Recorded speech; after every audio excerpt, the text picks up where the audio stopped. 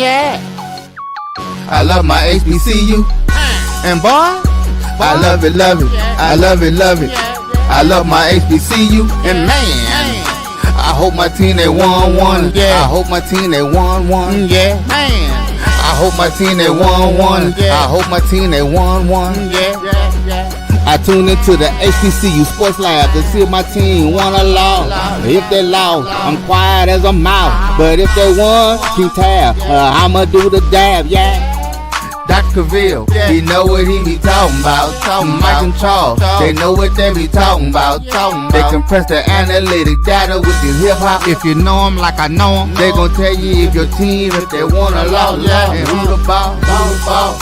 So listen to Professor, yes sir, and pay attention, cause he gon' teach a lesson. Ooh, hold on 1 second, guys.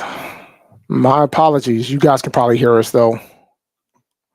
Welcome to episode 598 of Dr. Cavil's Inside the HBCU Sports Lab radio show and podcast, the show that's covering the sporting the HBCU diaspora, all things HBCU sports for institutions large and small, from the NAIA to the NCAA. We share insights and information on the HBCU sports culture and HBCU athletic aesthetics to facilitate the story of HBCU's athletic programs and the business of HBCU sports. I'm your host, David L. Rose, with my partner in crime, Jeff Johnson from AHU Pirate Ship. We are filming live from our home studios and sending a signal live to our KCOH 1230 AM studios with the Texas Radio Hall of Famer, Ralph Cooper, the beautiful home of Texas Southern University from Houston, Texas. Mr. Johnson, how you doing, sir? Oh, man. I'm here, bro. You sound like me. I'm living. Yeah, look, you sound like me, man, because look, man, the thing about having children is that, you know, they give you everything they have, literally. And my son has delivered me the nice package right before I'm supposed to be flying out to Atlanta tomorrow. So you going to the A-Town? That's my hometown. I'm flying out tomorrow. I'm going to the game. I'm going to the band of the year. So yeah, it's gonna be a good weekend. Yeah. It's gonna be a quick trip, flying tomorrow morning and then fly back Sunday morning. Yeah. I was there. Matter of fact, I think the 2 weeks. Well, you remember I was there for my family's Thanksgiving down there. So yeah. I gotta get down there for the to check out the game. We'll talk about the game later. Yeah. Anything in the news this week that intrigues you at all? You know what? No. I mean, this is the slow part of the season, right? We talk about basketball. I mean, I think we did talk about Hampton's women beating the University of Georgia, and the Grambling State coach, what she said about the money games over at LSU. You know what, man? Here's my thing, and I said this on Twitter too. I agree with what she said. However, I do recall them playing a college and beating them by 100 points earlier this year. Yeah. So Grambling did that? Yeah. Oh, they must have played like a junior college or something. They play. I mean, I can't remember this. Oh, it was Senatorial College. It was Senatorial College. Oh, okay, yeah. And they beat them by 101 points. Yeah. So she really can't talk either. And that was where I was at, right? Like, I understand the confidence factor. I get it, right? Yeah. But it works both ways. Yeah, and the thing is, they got Arkansas Baptist coming up in a couple games. Ooh, yeah. And they're going to beat them by probably like 70, 80, 90 points. Yeah. It's like when Hampton plays at Mid-Atlantic University. Then we play apprentice school just last week. So, yeah, I mean, we blew them out. So, it's simple. I do see Brother Chuck says Willie Simmons and Charles Huff. I forgot about those two. Yeah, shout out to both of those individuals, particularly Willie Simmons, man, because his year has been a whirlwind, man. Like around this time last year, he was prepping to go to the Celebration Bowl to go up against Howard. Yeah. And then he ended up taking a running backs coach position at Duke. Yeah. And now he's the head football coach at Florida International University. So shout out to him. Like he figured out his path. He got there in such a fast fashion, to say the least. Even if you would have stayed at FAMU, I don't even think a higher caliber FCS program wasn't going to pluck him out of there. So he had to go. Yeah, but I don't know if it would have been. I don't know if it's fascinating, right? Because the debate was, well, why would he take a running back coaching position? Yeah, and I'm like, well, he sees the path. That's a path. That's a potential path. From that standpoint. Definitely a path, and at the same time, it's like he got his foot in the door in the next area that he wants to be. Now he's at FIU. Hopefully, he can make some noise there and then get up out of there too. Yeah, we'll see, man. Now FIU has been a pretty losing program. Like that's a dumpster fire. It's trash juice for years. I mean, they did beat Miami. I mean, this year? Brawl. They beat Miami this year? No. I'm just saying that's their claim to fame. When they beat them and the brawl broke out on the field, and the announcer, the color commentator, he was actually a Hampton football coach at one point. Like literally, I guess they didn't have the button on the swear on the curse words. He put up a storm. So yeah. But that's their claim to fame, beating Miami at home. So yeah. The other thing that was kind of crazy was that Marshall's entire football team went into the portal because how Huff was treated. Yeah, which is kind of wild. But Marshall of all programs too. Yeah. So somebody asked, how did being an RB coach at Duke get him closer to an FBS job? I think there's some people that believe that, sometimes you got to have some type of FBS experience regardless of what it is. Yeah. And I think that might have been a factor in it. Yeah.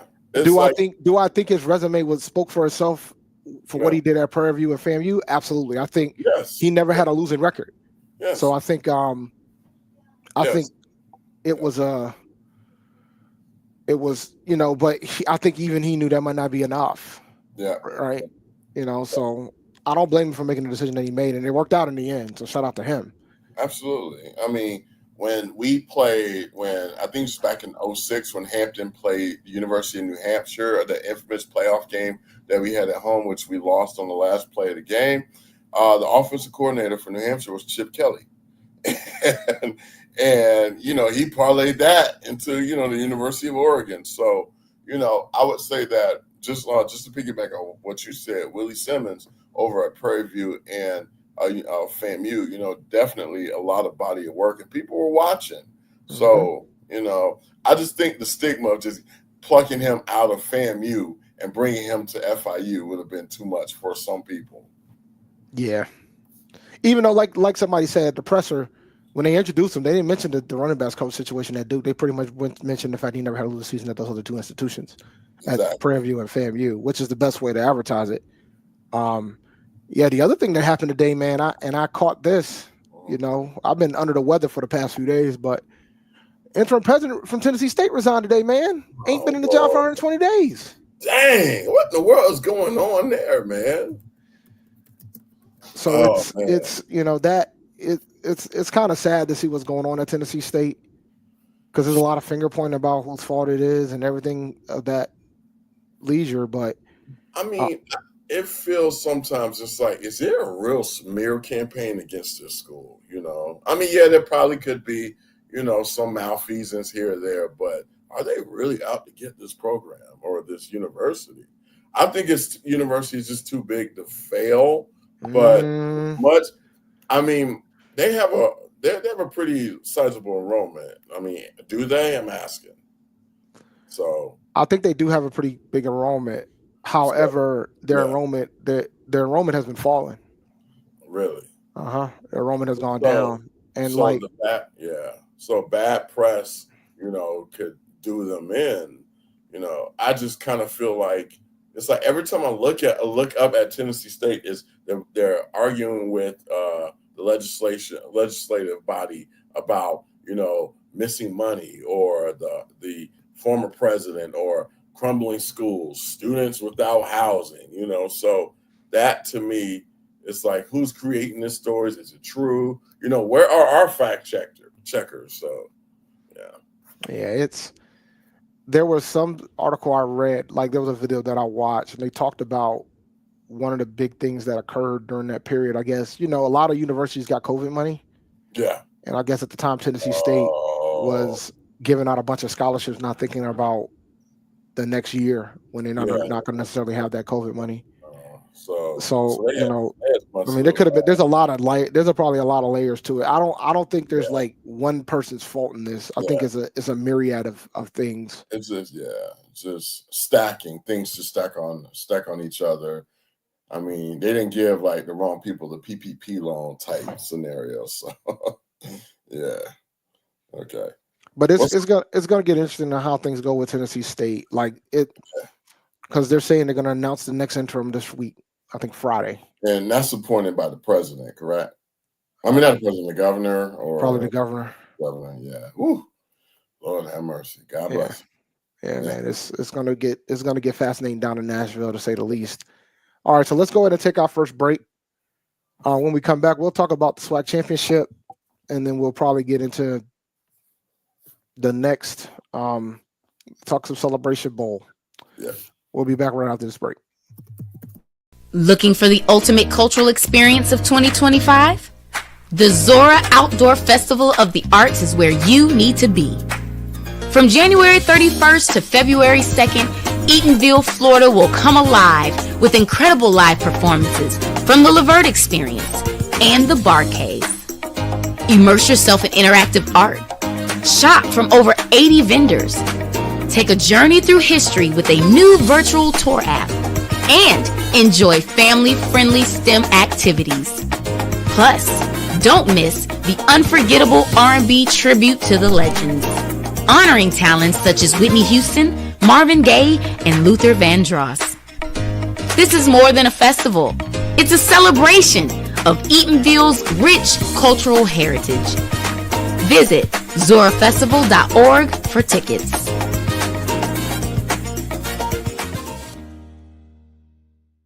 HBCU football fans, this year's Cricket Celebration Bowl has a new date. A champion will rise at Mercedes-Benz Stadium on December 14th as the MEAC and SWAC champions meet once again. Join us in Atlanta for championship football, interactive fan experiences, and iconic marching bands. It's an HBCU family reunion that you don't want to miss. See who will be crowned the next HBCU national champion. For event and ticket information, visit thecelebrationbowl.com. When it comes to professional learning, teachers deserve better. From the leader in online learning, Stride brings you the Stride Professional Development Center, an on-demand library of mobile-friendly courses that gives teachers choice and flexibility, allowing them to learn anytime and anywhere. Our dynamic courses provide bite-sized learning and help educators advance their knowledge while also gaining professional development hours. It's time you take charge of your learning. Visit us today to get started. Compress the analytic data with your hip hop. If you know them like I know them, they gon' tell you if your team, if they wanna lose, and who the ball. So listen to Professor, yes sir, and pay attention, cause he gon' teach a lesson. Welcome back to episode 598 of Inside the HBCU Sports Lab. So yeah, man, we had a SWAC championship game over the weekend. Did you watch any of the game at all, Jeff? Absolutely not. Why you didn't watch the game, man? Okay, so all right, so oh no, all right, you got to get in trouble. They're gonna come at your neck, man. Hold on. Hold on. Let me keep it real. I mean, I'm a MEAC dude. I love SWAC football, but I watched the full Bayou Classic of Southern and Grambling, and I looked at Southern and I said, "There's no way they're gonna beat Jackson State. Absolutely no way they're gonna beat Jackson State." It was a way like. I knew that Jackson State was going to roll over them. So it was just like, I watched the highlights, and that's all I watched. I'll be honest. Yeah. I think Southern had a pretty good game plan going into the first half. Yeah. But then when Morgan got hurt and Zion McDonald came in there and just went down the field, I knew then. I'm like, if they score in the first drive coming into the next half, it's over. Yeah. Yeah. And that was it. Yeah. Because then when they tied the game at the half, going into halftime, and then knowing that Jackson State had the ball back, it was pretty much all Jackson State at that point. I mean, Jackson State outscored Southern 31-3 in the second half. I am a little bit concerned about Zion McDonald in the passing game. I mean, 6 for 11, he's more, 8 rushes for 100 yards. So, it's like is he like?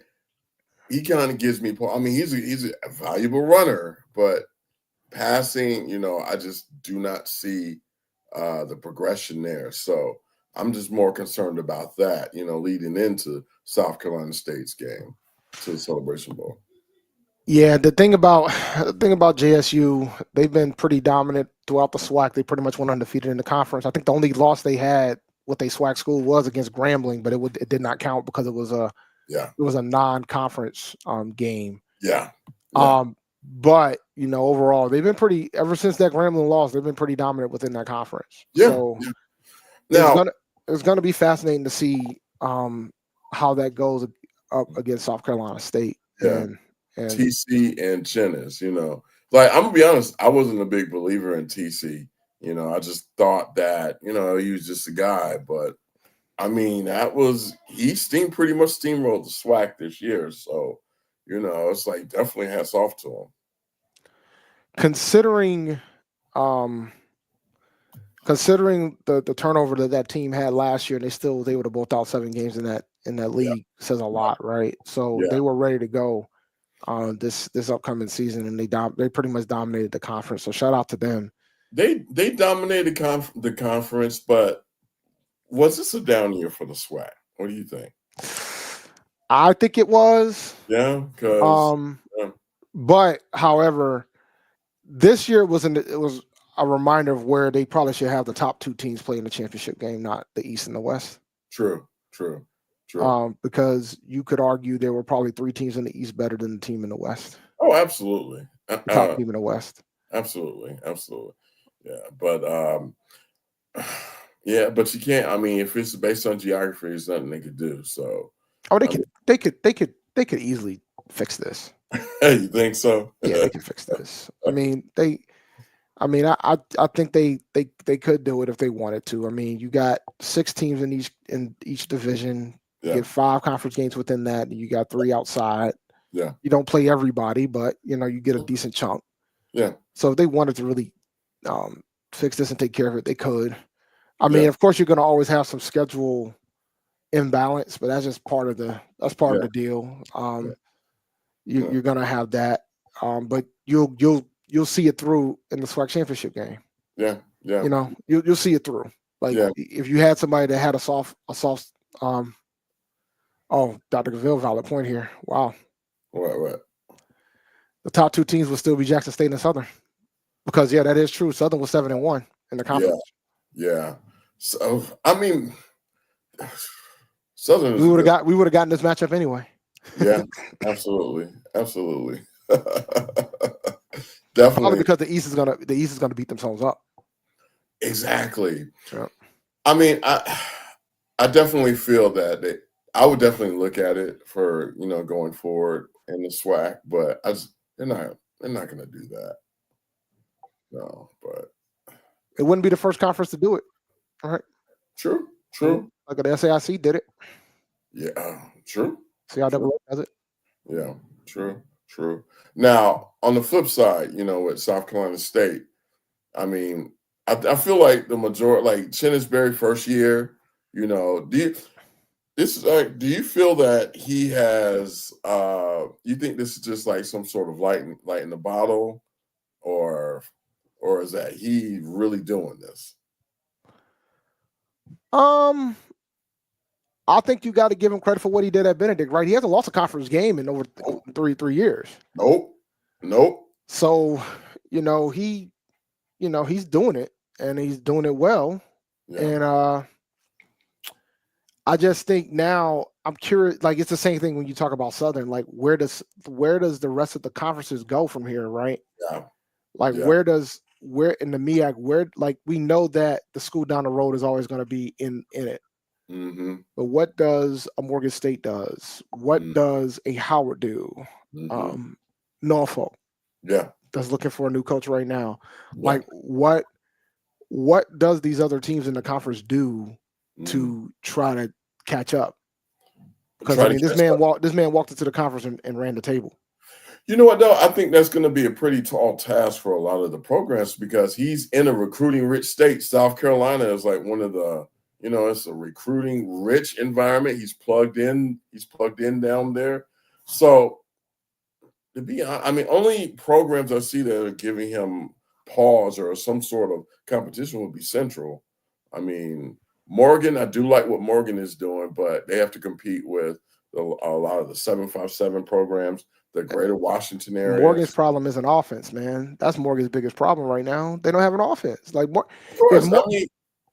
he's all defense, and we saw that when we played him the first game. They got to find an offense. Like, I jumped on the Morgan train 2 straight years, and I've learned my lessons. I'm not touching that train anymore until I see an offense. Yeah. So totally, I'm not touching it. Totally agree with you on that. And Norfolk's just a tough place to win. Like, Norfolk Station's a tough place to win. We talked about that last year. I feel it's a graveyard because the last couple of coaches there, Dawson Odoms now came from a winning background. Look what he wasn't able to accomplish anything there. The guy before him, Latrell Scott, a proven winner at Virginia State. He was pretty successful at Richmond and couldn't do it. So maybe maybe they need I would say a culture change or whatever it is needed for that program. I'm not sure. Yeah, and I mentioned it last week. I think the big thing for me when it comes to Norfolk is that the other schools in the MEAC has already invaded your area. Yeah, they kind of already built the relationships. Yeah, and the rest of the MEAC schools have invaded the 757.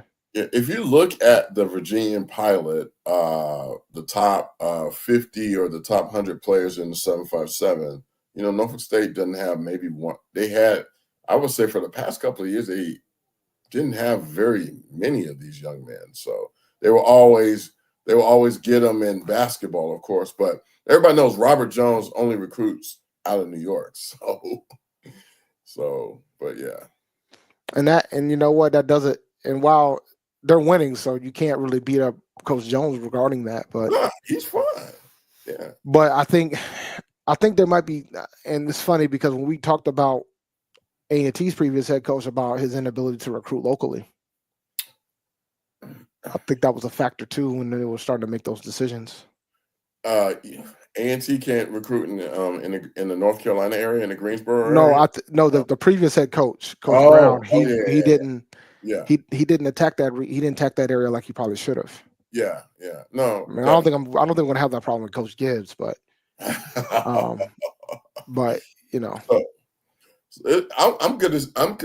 would want to see what kind of staff he's going to bring in.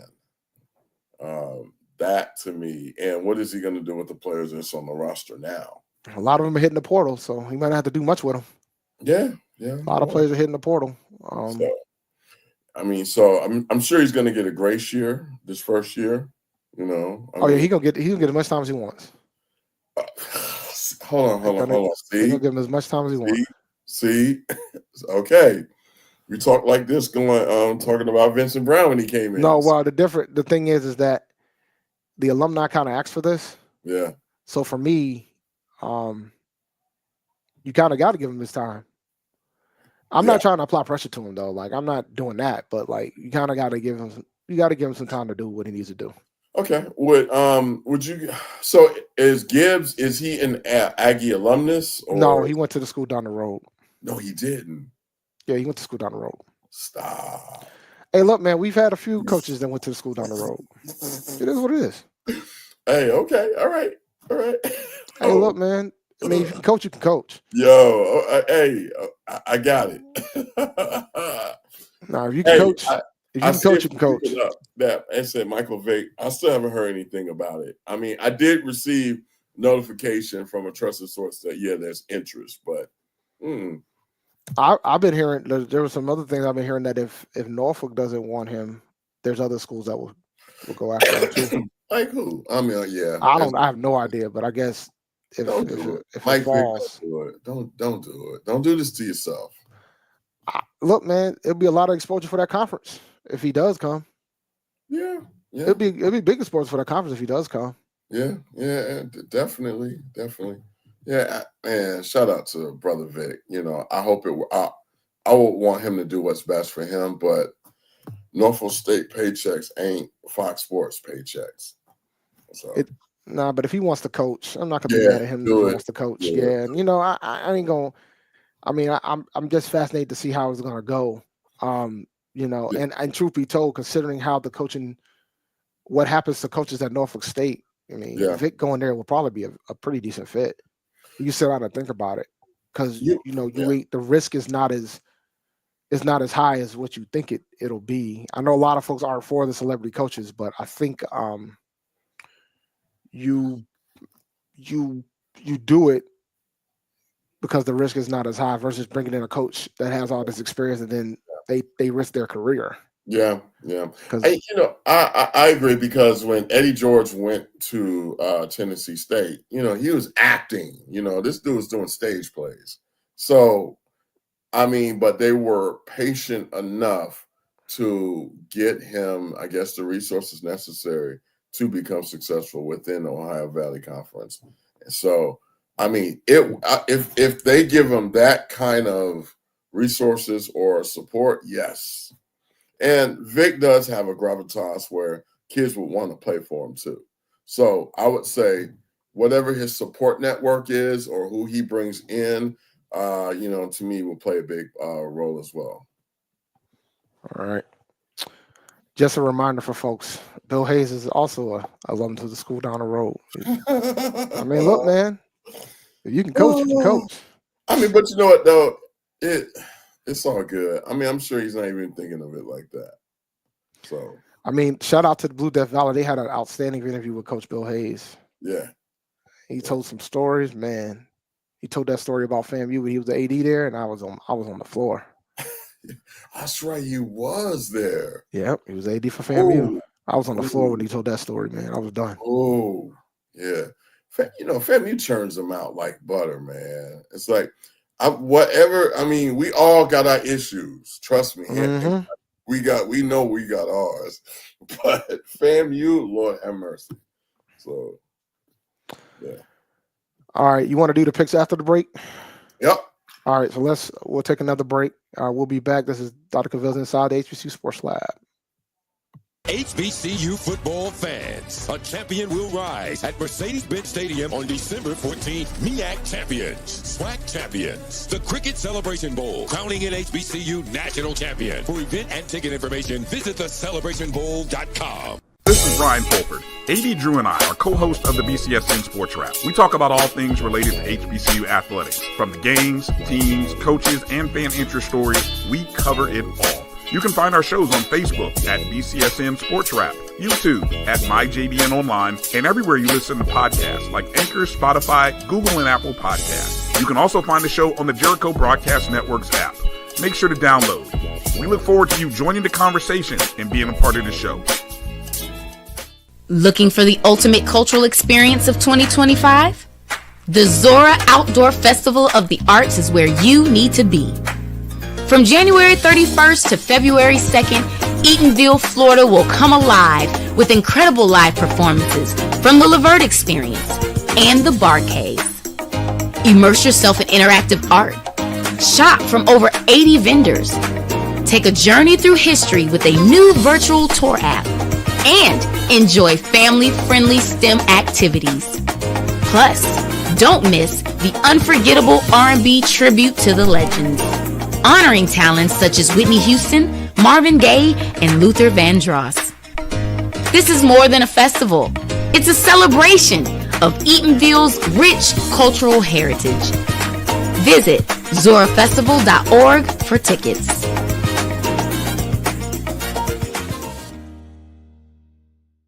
ESPN Band of the Year returns to Atlanta on December 13th. 4 marching bands will qualify for the big stage, where 2 national champions will be crowned. Follow us on social media for rankings updates throughout the season. And join us at Mercedes-Benz Stadium on December 13th. For event and ticket information, visit bandoftheyear.com. Compress the analytic data with your hip-hop. If you know them like I know them, they gon' tell you if your team, if they want to law, and who the ball. So listen to Professor, yes sir, and pay attention, cause he gonna teach a lesson. Welcome to episode 598 of Dr. Cavil's Inside the HBCU Sports Lab, the Indy Report. So, man, like we're pretty much at the home stretch with regards to HBCU football. We got one game left. There's no more other outside of all the Senior Bowls and Shrine Bowls where we get to see some of our HBCU players play in those games. This is the last one. We got South Carolina State, and we got who represents the MEAC, went 5-0 in their conference. And we also have Jackson State University, who also went undefeated 8-0. Well, not enough if you count the SWAC championship game in their conference. So what are your thoughts on this game? Where do you think this game's going to be won by either side of the field? Give me a breakdown of what you're thinking about this game. So first, I want to know what is the status of Morgan. You know, I'm from what I understand, it sounds like all the quarterbacks are going to be healthy. Okay. Morgan, Eric Phoenix, from what I understand. Yeah. So Jackson State is a monster. You know, like they're juggernaut. They steamroll teams. You know, good rushing team. But my key concern about the SWAC is the defense, and it's always been the defense in the SWAC. Whereas I always felt that the MEAC prides itself on offensive line, defensive lines, and I just feel like that South Carolina State plays. I would say they have stronger offensive lines, stronger defensive lines, and I think that will probably be the point where I would make my decision in favor of the Bulldogs of South Carolina State. Jackson State, good program. I think kind of feel like they're still a little bit one-dimensional somewhat. So I'm going to go with the Bulldogs. I think for me, I'm picking South Carolina State as well. But I think for me, I think the trench play is going to be the key in this game. Yeah, Zion McDonald looked good when he came out there against Southern, man. So yeah. I'm fascinated to see if it sounds like they're going to probably play two quarterbacks. Yeah, over in Jackson. Yeah. So it'll be fascinating to see how that platoon system is going to work. Yeah. I mean, Hampton made it work for a period of time. No, we didn't. I mean, y'all did okay with it. I mean, I just don't like I don't know how often they've done that this year. So it'd be fascinating to see if they decide to do that at the final game of the season. Yeah. Defensively, Jackson State is actually pretty good. Oh, they're good. Oh yeah, they're legit. I think South Carolina State has a better front seven unit as a unit. Yes. But because I think if you talk about a weakness on the South Carolina State side, it's their secondary, but their front seven masks that. Yeah. Yeah. I think that, and that's the thing. I'm not really a fan of Jackson State's passing game. So, I mean, that's why I still say the front seven would be the deciding factor in the game for the Bulldogs. Yeah, so it'll be interesting to see. Caden High played in the final game after he got hurt against I think it was School Down the Road, or no, it was against Morgan. Mm-hmm. So it looks like the MEAC's going to be the South Carolina State's going to be healthy. Do you have any thoughts on the difference in like lead time, like difference in rest? Because it's been 3 weeks since South Carolina State played a game, and you know what? Let me say this: Jackson is back to back. Yeah. I would say this. Historically, I think that has always favored the MEAC, and here's why. When Hampton won the Heritage Bowl, I think in '99, Pete Richardson, we won against Southern. I think it was like 24-3 or something like that. Pete Richardson, after the game, said, "Listen, we just came off the SWAC championship, and I think they played either Alabama A&M or Alabama State."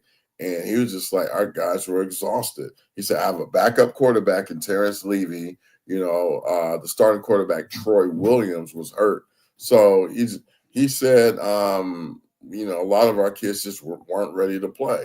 I mean, we took it in as a cop-out, whatever. But at the same time, I still hear this from I wouldn't say you hear it, but I think it's a definite factor. And, they just played, whereas South Carolina State had time to rest. So I think it's a factor.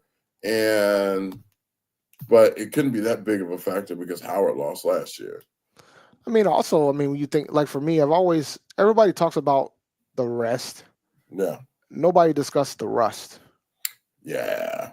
And I will say, like, A&T's been in this bowl game a few times. Yeah. And there was one game where I was concerned that we were going to lose, and it was the second time against Alcorn State in 2018. Really? Yeah, Really? because the boys looked flat coming out of there, man. They did. They looked flat going into that game. I mean, they had and the thing is, the rest wasn't nearly as bad. I think probably was 3 weeks there too, but But in the grand scheme of things, it's still like you still got to get folks ready. You got to get folks in the rhythm again. Yeah. Like, you got to be ready. And that ended up being the closest one out of all the Celebration Bowls that A&T was in. I think they ended up winning it by 2. Yeah. What about the Grambling one? Didn't they win that by similar margin or something? What about a touchdown? Yeah, by a touchdown. Okay. Yeah, they won that one by a touchdown. Did you prefer going to Atlanta for that game instead of the playoffs? I'll be honest, man. Like, I went to the first Celebration Bowl, so I was there for the Tariq Cohen game. Yeah. And it was electric. And I enjoyed it. Yeah. I prefer the bowl. I prefer going to the Celebration Bowl. Yeah. Only because of the environment. Yeah. But at the same time, I get it. Like, I think folks I don't think folks discuss how dominant A&T was during that period. I mean, they went to 4 out of 5. Ooh. They won 3 straight. Yeah. So I can understand why they felt like, all right, we need to try to go win a national title.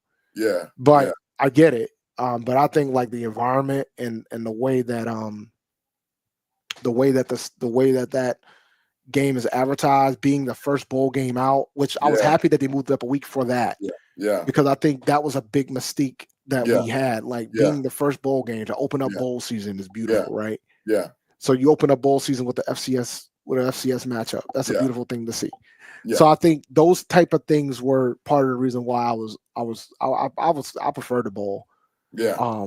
Because it's a really great event. They do an outstanding job. That's why I'm flying down for it this week. Yeah. So my family's been to every last one of when they had the games, the Celebration Bowl and the Heritage Bowl. My mother, God rest her soul, 2018 caught pneumonia at the Alcorn A&T game, that last one, and but she didn't complain about it, even though that's what took her out. Didn't complain, but she loved my mom. She was a huge HBCU fan, so it was for her. It was like I loved every minute of it. So, I would say like this. I love going to the playoffs. We haven't ever been since 2006, but just the electricity that you get of seeing, alums come in to Atlanta and pack the Mercedes-Benz Stadium, and just the surrounding area is just awesome. Yeah. So you don't get it, and I mean, not you, but I get it.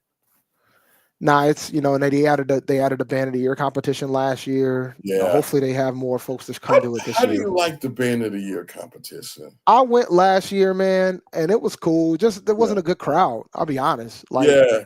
And I think a lot of folks, there's a lot of things going on regarding it. But we're gonna see how it goes this year.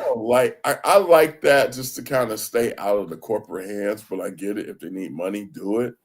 But the payout's larger than any other payout from any event that they do. Yeah, so it's like 100. I think they got 100K last year. Yeah, I mean, I'm sure it does a lot for band programs, but so it's an recruiting event for them. Yeah, this year they're doing the high school one too. So they're doing high school, they do Division 1 and they do Division 2.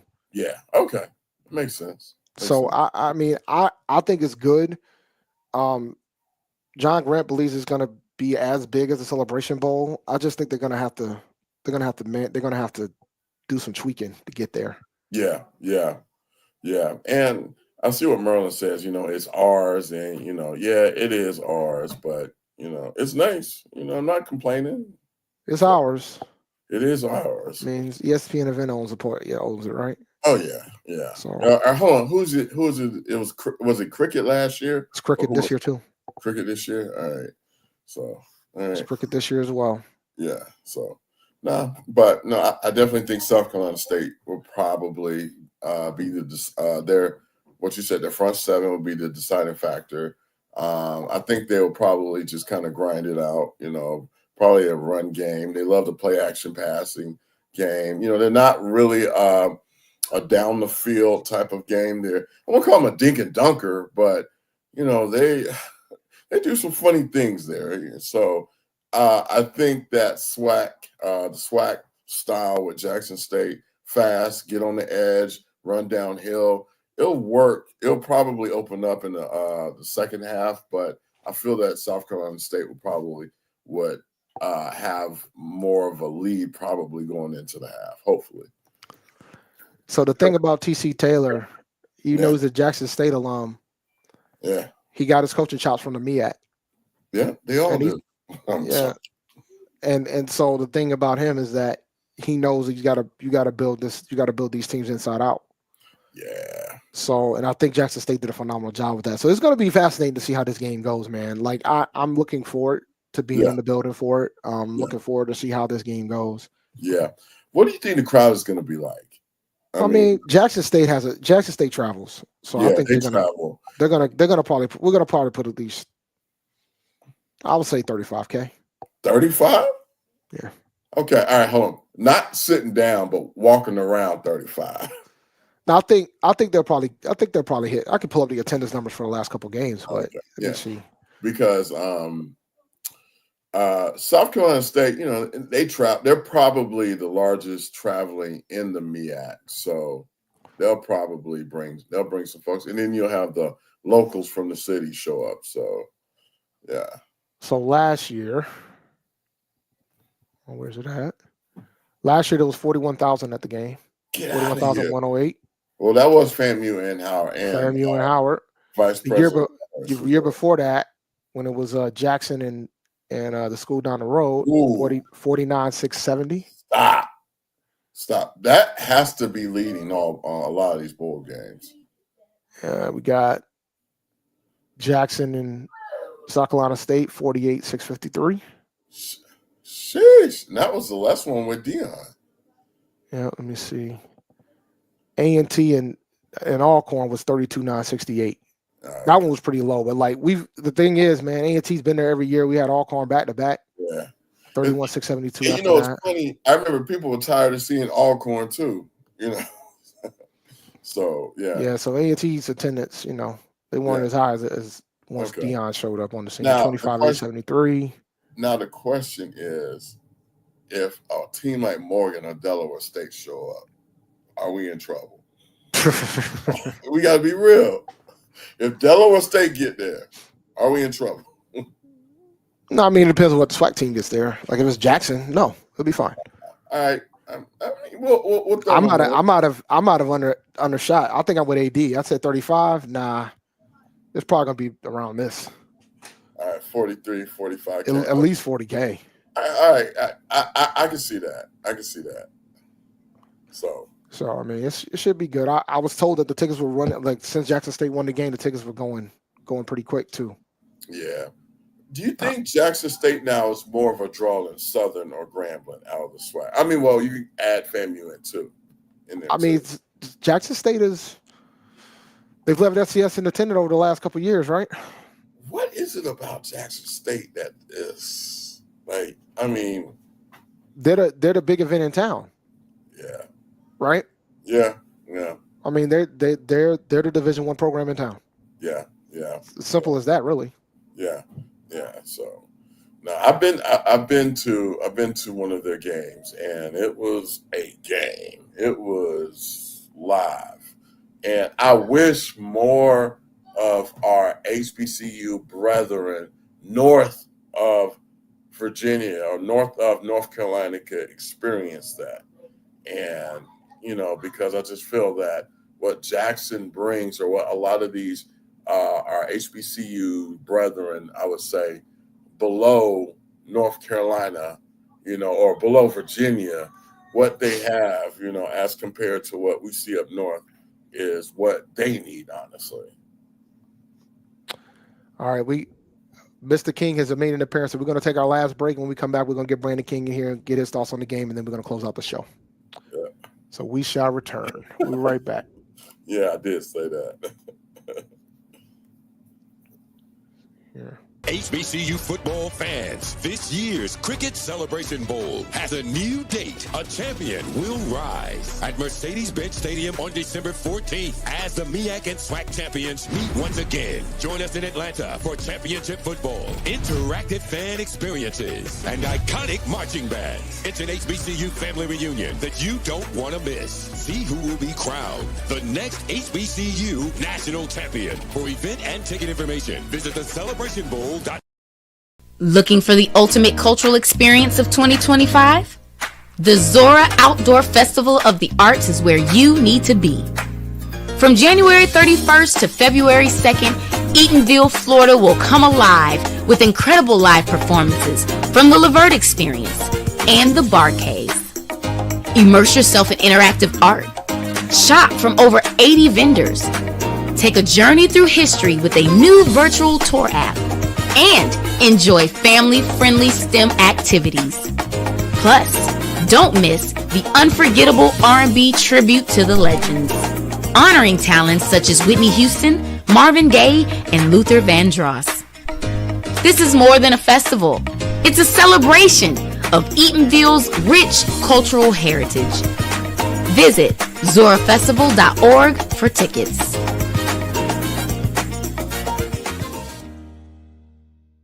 ESPN Events Band of the Year, a title reserved for the absolute best in the world of HBCU marching bands. A season-long competition that culminates in Atlanta on Friday, December 13th. Drum majors, percussion, drill, auxiliaries, musicality. All aspects will be adjudicated by expert judges in the world of college bands. 4 bands will qualify for the big stage, where national champions will be crowned. Follow us on social media for ranking updates throughout the season. And join us at Mercedes-Benz Stadium on December 13th. For event and ticket information, visit bandoftheyear.com. Compress the analytic data with your hip hop. If you know them like I know them, they gon' tell you if your team, if they wanna lose, and who the ball. So listen to Professor, yes sir, and pay attention, cause he gon' teach a lesson. Welcome back to episode 598 of Inside the HBCU Sports Lab. Mr. King, what's up, buddy? I know you got a lot of things going on in your end of the spectrum. How's things going, sir? I'm doing well. How you brothers doing this evening? I'm doing good, man. We were talking about the Celebration Bowl. We wanted to get you in here, get your thoughts before we close out the show. Yeah, the wife was like, "Hey, do you want to run to the store?" I was like, "Sure." Yo. I said, "I'm gonna slide on. I'm gonna slide on the show and real quick." But yeah, obviously it's a really great matchup. It's an intriguing matchup because you've got, I'd say, two of the 3 best teams in all of HBCU football. And I've really been kind of mulling this over since the announcement, and it's really a pick'em. I think, for me, you look at, obviously, Jackson State, you've got the number 1 ranked offense and defense in the Southwestern Athletic Conference, and you look at what South Carolina State has done, their defense is playing lights out, and what Eric Phoenix and that offense is brought to the table. So it's a really intriguing matchup. But my question is this, and I hadn't heard anything, is Jacobian Morgan playing? Has there been any updates? That's what I've been hearing. I've been hearing that the quarterbacks are going to be available. It's man, to me, it's really a toss-up. Woo! Jackson State are 2.5-point favorites based on the line. They're 2.5-point favorites against South Carolina State for the game, which is typical. The SWAC teams tend to be the favorite. And then they play the game, and we see how it plays itself out. Man.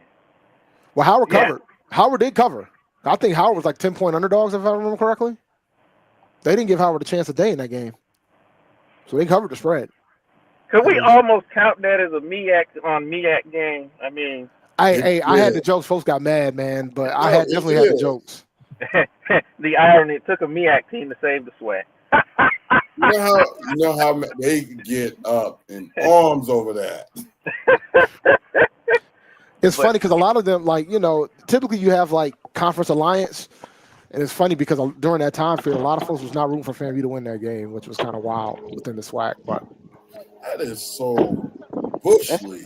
No, I mean, there are a lot of folks who root for him too. But I mean, I think a lot of folks are going to root for Jackson to win this game. I mean, I think, like I said, they are the favorites for this game, so it should be interesting to see how that goes.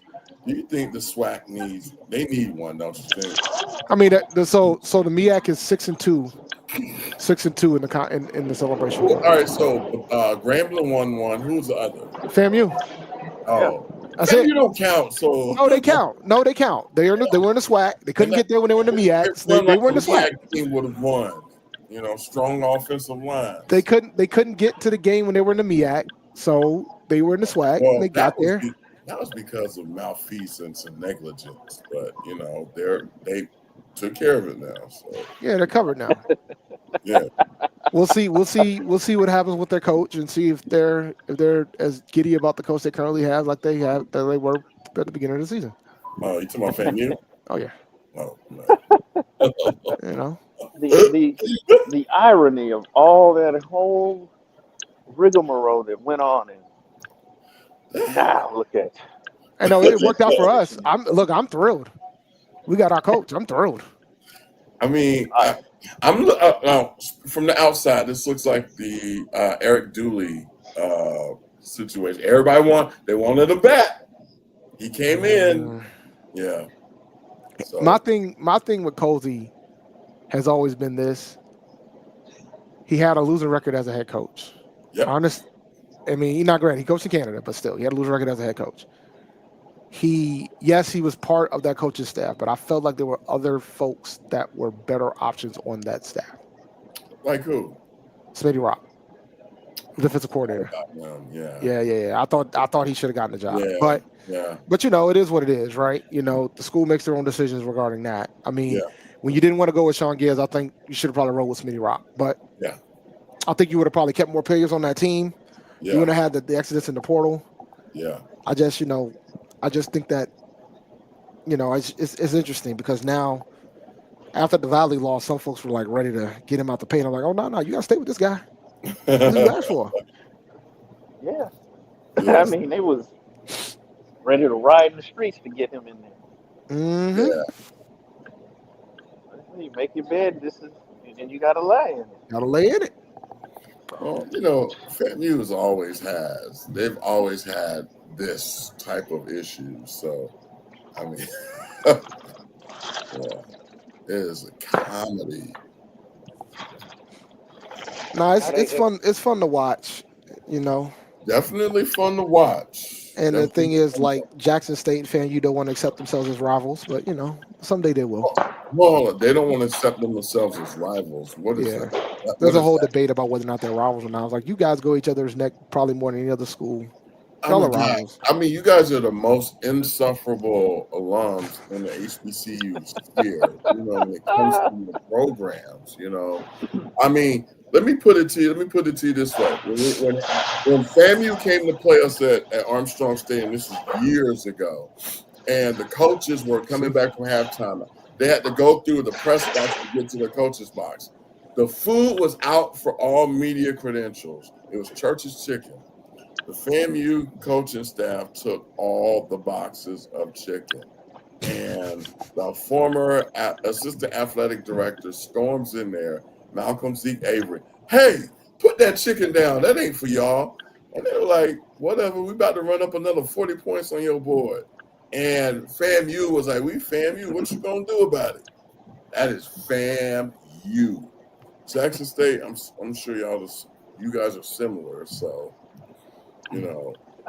Yeah, Reek got Jackson State. Who you got, Brandon? Who you got winning this game? No. No. Look, man, they're 2.5-point favorites. I mean, they can't pass the ball. They can't throw. I'm going South Carolina State. Thank you. I'm doing it. Offensive line and defensive lines win. Speed has been proven it does not work. All right. Let me go ahead and close out the show because otherwise it'll be hectic over here. We'll get ourselves in trouble.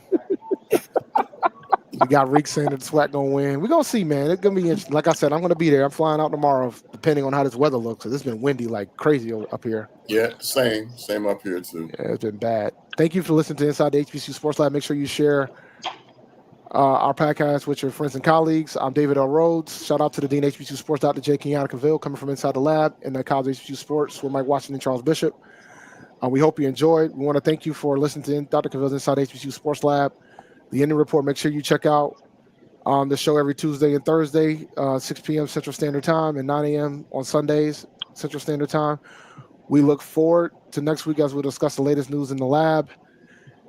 Follow Dr. Kenyatta Cavil on Twitter, Facebook, and Instagram. Inside the HBCU Sports Lab 1 Facebook and Inside the HBCU Sports Lab on YouTube.